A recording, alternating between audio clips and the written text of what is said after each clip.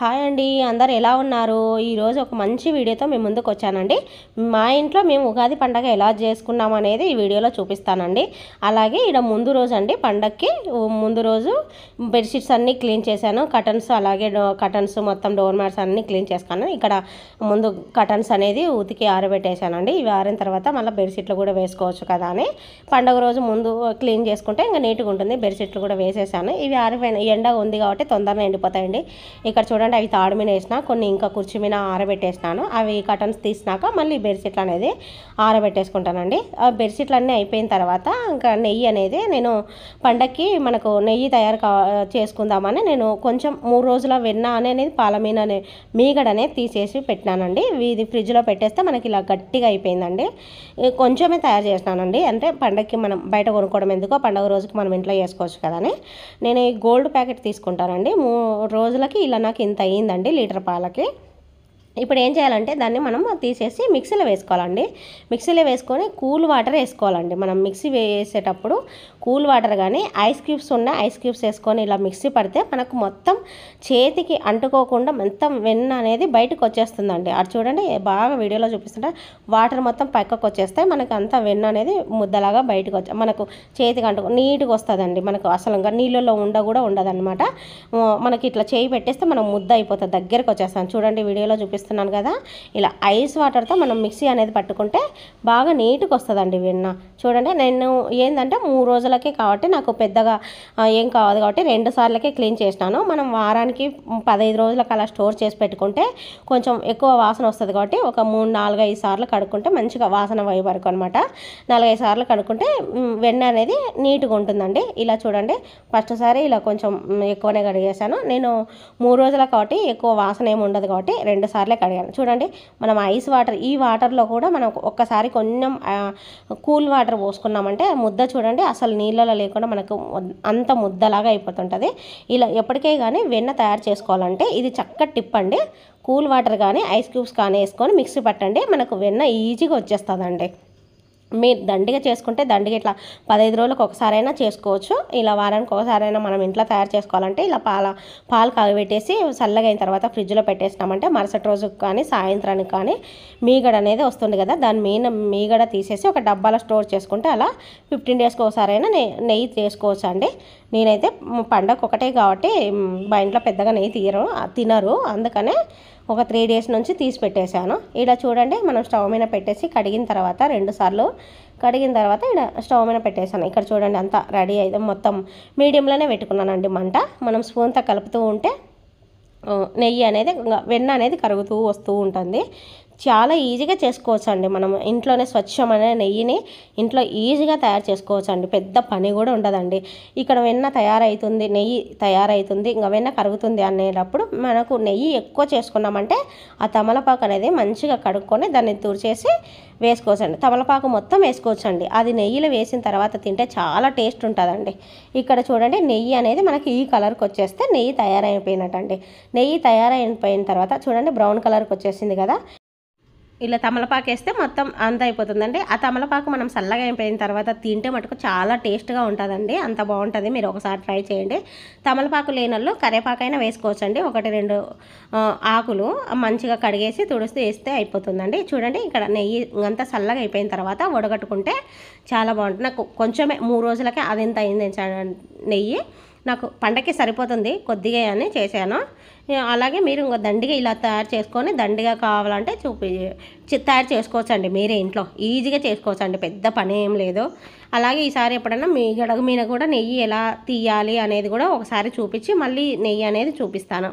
చూడండి, నెయ్యి ఇంత చల్లగా అయిపోయిన తర్వాత మంచి కలర్కి వచ్చిందండి. నాకు పెద్దగా అంటే అడుగునకు కూడా గసి ఎక్కువ లేదండి, బాగా వచ్చేసింది. చూడండి, వడగడుతుంటే కూడా పెద్దగా గసి ఏం రాలేదు, కొద్దిగా ఉంది అంతే, ఎక్కువ కూడా గసి లేదు. ఇన్ని వడగట్టేసుకుంటే ఇంకా మనకు నెయ్యి అనేది తయారైపోతుందండి. నేను చాలా తక్కువ చేశాను కాబట్టి కొద్దిగా ఉంది. జస్ట్ ఊరికే పండుగ రోజుకి ఒకటేనే 3 రోజుల నుంచి తీసాను. ఎక్కువ తీస్తే బాగుంటుంది. నాకేమంటే పెరుగు మీగడ తీస్తే పెరుగు టేస్ట్ ఉండదు అనేది తీయను.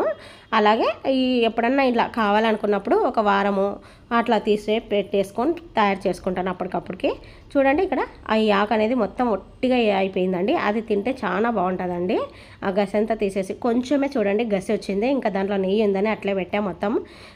చూడండి ఇలా ఉంటుంది, ఎంత బాగుందో చూడొచ్చు. కొంచెం 3 డేస్కే నాకు అంత నెయ్యి వచ్చింది. అంటే మనం వారానికి 15 డేస్కి చేసుకుంటే మొత్తం ఎక్కువే వస్తుందండి, చాలా ఎక్కువ వస్తుంది. ఒకవేళ మేము చిన్నపిల్లలు ఉన్నారు అనుకునే వాళ్ళకైతే ఇంట్లో మనమే ఇంట్లో ఇలా తయారు చేసుకోవచ్చు అండి. నెయ్యి పిల్లలకు అనేది రోజు పెట్టుకోవచ్చు, చాలా ఈజీగా చేసుకోవచ్చు, పెద్ద పని ఏం లేదు.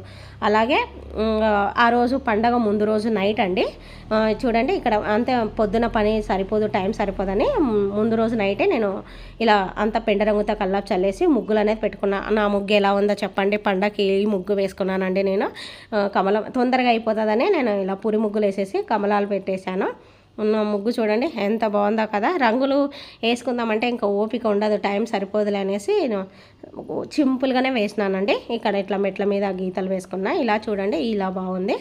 అలాగే తులసమ్మ కోట దగ్గర ఇక్కడ అష్టదళ పద్మం ముగ్గు అనేది వేసుకున్నాను. చూడండి అంతా చుట్టూ అంతా బండలంతా కడిగేసి ఇంటి ముందర క్లీన్ చేసుకొని రాత్రికి ముగ్గు వేసేసి పెట్టేశానండి. గుమ్మం దగ్గర ఇలా పెట్టేశానండి. ఇంకా నైటే అంట్లు తోమేసుకొని స్టవ్ క్లీన్ చేసుకొని పెట్టేసుకుంటానండి. ఉదయానికి మనకు పెద్దగా పని ఏమి ఉండదు. ఇల్లు ఊడ్చుకొని తుడుచుకున్న తర్వాత స్నానం చేసి ఫస్ట్ పటాలు అనేది కడిగేసుకొని పూలతో అలంకరించుకొని ఇలా దీపాలు అనేది వెలిగిస్తానండి. తర్వాత ఇక్కడ పండగకి మా అమ్మ వచ్చిందండి. అమ్మనే వంటలు చేస్తూ ఉంటే నేను పూజ అంతా చేసేసుకున్నాను, దేవుని పటాలు క్లీన్ చేసుకోవడం. ఇక్కడ భక్షాలు అనేది చేస్తుంది, ఆల్రెడీ చూపించేసాను కాబట్టి సంక్రాంతి వీడియోలో ఇక్కడ ఊరికే కొంచెం క్లిప్పే యాడ్ చేసినానండి. మొత్తం అంతా చూపించలేదు, వంటలు చేసేది పెద్దగా చూపించలేదు, టైం సరిపోలేదు మాకు, హడావిడిగా హడావింది. అలాగే చూడండి ఇక్కడ భక్షాలు మా అమ్మ నాకంటే బాగా చేస్తుందండి. చూడండి ఇక్కడ భక్షాలు కవర్తో మనం పేని రవ్వ మైదా కలిపేసి పిండి తయారు చేసుకుంటాం. అలాగే శనగపప్పుతో పూర్ణం అనేది తయారు చేసుకొని భక్షాలు అనేది చేసుకుంటున్నాం అండి. చూడండి అమ్మ బాగా చేస్తుందండి, భక్షాలు బాగా వచ్చినాయి. ఏమంటే ఎక్కువ చూపించలేదు, అసలు చేసేది కూడా చూపించలేదు, నాకు టైం సరిపోవడం లేదని. పండగకి అక్కడక్కడ క్లిప్పులు అనేది తీయడం మర్చిపోయినానండి. గుమ్మానికి మామిడి ఆకులు కట్టడం, పూల బంతులు కట్టడం మర్చిపోయినాను తీసేయడం. అలాగే ఉగాది పచ్చడి చేసినాను కానీ చేసేది కూడా వీడియో తీసుకోవడం మర్చిపోయినాను. తర్వాత అయ్యో చేసుకోలేదని మర్చిపోయినాను, దేవుడి దగ్గర పెట్టాను. అలాగే మీరు పండగ ఎలా చేసుకున్నారో నాకు కామెంట్ సెక్షన్లో కామెంట్ చేయండి. పండగ అయితే మేము బాగా చేసుకున్నామండి, మీరు ఎలా చేసుకున్నారు? అలాగే చూడండి ఇలా భక్షాలు ఎంతమందికి ఇష్టం? నాకైతే భక్షాలు అంటే చాలా ఇష్టం అండి. భక్షాలు చాలా నెయ్యి వేసుకొని తింటే సూపర్ టేస్ట్గా ఉంటాయి. నాకైతే మా ఫేవరెట్ అండి భక్షాలు. నాకు కర్చికాయలు తిన్నాం కానీ భక్షాలు, ఈ భక్షాలు ఒకటి ఏంటంటే దేవుడికి ఒకటి నైవేద్యం పెట్టడానికి భక్షాలు చేసినాము. తర్వాత మనం అన్ని గుడికి పోయి వచ్చినాక మధ్యాహ్నం భోజనం చేసుకున్న తర్వాత కర్చికాయలు అనేది మొత్తం చేసేస్తానండి. ఇక్కడ కర్చికాయలు చేసుకుంటే అవి తొందరగా ఉంటాయి, ఎక్కువ రోజులు. భక్షాలు కూడా బాగానే ఉంటాయి కానీ అన్నీ ఒకటేసారి చేయమండి. ఫస్ట్ దేవుడికి పెట్టుకునే వరకు మనకు ఎన్ని కావాలో అన్నీ భక్షాలు అనేది చేశాను. ఇక్కడ చూడండి పండగకి ఏం చేసిన వంటలు అంటే ఆలు కర్రీ అన్నీ అమ్మనే చేసిందండి, నేనేం వంట చేయలేదు ఈరోజు. ఇది ఆలు కర్రీ చేసిందండి, ఆలును. తర్వాత ఇక్కడ పులిహోర చేసేసింది, పులిహోర కూడా నిమ్మకాయ పులిహోరేనండి. అలాగే తర్వాత ఇది భక్షాల చారు అండి. భక్షాలు మాకు ఇక్కడ రాయలసీమ సైడ్ భక్షాలు పండగ చేసుకున్నామంటే భక్షాల చారు కంపల్సరీగా ఉంటుందండి, చాలా టేస్ట్గా ఉంటుందండి. అలాగే వంకాయ అండి, మాకు వంకాయ ఉర్లగడ్డ అనేది కంపల్సరీగా ఉంటుంది. అలాగే వైట్ రైస్ వండేసానండి. ఇంకా తర్వాత పప్పు కూడా చేశానండి. ఇక్కడ కింద అనేది పప్పు కుక్కర్లో పప్పు కూడా కంపల్సరీగా ఉంటుందండి. ఇక్కడ ముద్దపప్పు పచ్చిమిరపకాయల పప్పు అనేది చేసినానండి. తర్వాత దేవుడికి అనేది పెట్టేసినామండి. అక్కడ గిన్నెలో అనేది ఉగాది పచ్చడి పెట్టానండి దేవుడికి. ఫస్ట్ దేవుడికి పెట్టిన తర్వాత ఇంకా నైవేద్యాలు కూడా పెట్టేసినానండి, అన్నీ పెట్టేశాను. చూడండి ఇక్కడ అరిటాకులలో పెట్టేశాను. భక్షాలు, వంకాయ, ఉర్లగడ్డ, పులిహార, అన్నము, ఇంకా ఉర్లగడ్డ కర్రీ పెట్టేశాము, పులిహార పెట్టేసినాం. అన్నం మీద సాంబార్ అనేది వేసాం, 2 తాంబూలం అనేది పెట్టేశామండి, 2 ఇస్తరాకులకి. ఇలా మేము నైవేద్యం అనేది పెట్టేసుకున్న తర్వాత దేవుడికి కొబ్బరికాయను కొట్టేసి హారతి ఇచ్చిన తర్వాత ఇంకా ఉగాది పచ్చడి అనేది దేవుడి దగ్గర అక్కడ పైన గిన్నెలో పెట్టానండి. అది అందరం తీసుకొని తింటామండి ప్రసాదంగా. తర్వాత అలాగే ఉగాది రోజు మేము గ్రామ దేవతకి నైవేద్యం తీసుకొని పోతామండి. అలాగే చీర తీసుకుపోతామండి. ఇక్కడ అన్నీ రెడీ చేసి పెట్టుకున్నాను చూడండి. నేను ఉగాదికి తీసుకున్నది ఈ చీర అండి, గ్రామ దేవతకు పెట్టడానికి. సుంకులమ్మ అంటామండి, మా ఇంటికి దగ్గరలోనే ఉంది. ఇక్కడ చూడండి భక్షాలు పెట్టుకున్న ఉర్లగడ్డ, వంకాయ, పప్పును, పులిహార, అన్నము, ఇలాగే కొబ్బరికాయ, ఇక్కడ సైడు వెనక పువ్వు అరిటాకు కింద అనేది నిమ్మకాయలు, ఊదికడ్డీలు, ఆకులు, ఒక్కపేడు, పువ్వులు, అలాగే కుంకుమ, పసుపు అనేది తీసుకుంటామండి. మనకు ఎప్పుడే కానీ మనకు గ్రామ దేవత అనేది ఫస్ట్ ఎప్పటికి ప్రతి పండగకి ఇలా నైవేద్యం అనేది తీసుకొని పోతారండి. నేనైతే ఉగాదికి తీసుకొని వెళ్తానండి. అలాగే మీరు ఎంతమంది తీసుకుపోతారండి? ఇలాగే చీర పెడతామంటే ఉగాది ఇలా గుడికి పోయి వచ్చిన తర్వాత మధ్యాహ్నం అనేది భోజనం చేస్తామండి. అయిపోయిందండి పండగ, చాలా బాగా జరిగిందండి. ఇదేనండి ఈ వీడియో నచ్చితే లైక్ చేయండి, షేర్ చేయండి, అలాగే మన ఛానల్ని సపోర్ట్ చేయండి, సబ్స్క్రైబ్ చేసుకోండి. ఉంటానండి మరొక మంచి వీడియోతో.